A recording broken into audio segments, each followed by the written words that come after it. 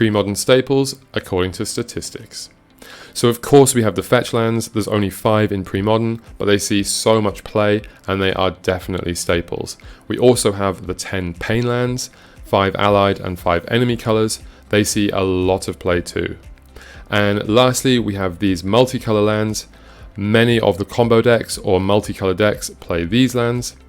And I would say almost every single deck in pre-modern plays one of these lands. There's a few decks that don't, but in general, almost every deck will play at least one of these. There's also a lot of common sideboard cards that see play in almost every deck that uses those colors.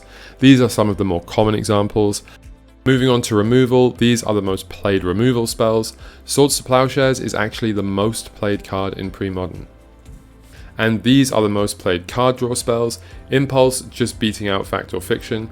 Almost every control deck or combo deck will play at least one of these. There's a lot of artifacts and enchantments in pre-modern, and we need ways to destroy them.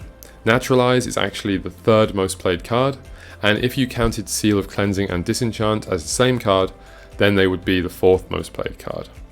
Of course, any deck using Counterspell plays the iconic original Counterspell, as well as Mana Leak, which is also super good and super common.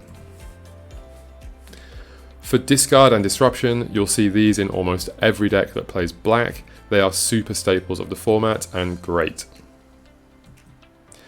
Moving on to acceleration, almost every combo deck will play at least one of these cards, if not more than one.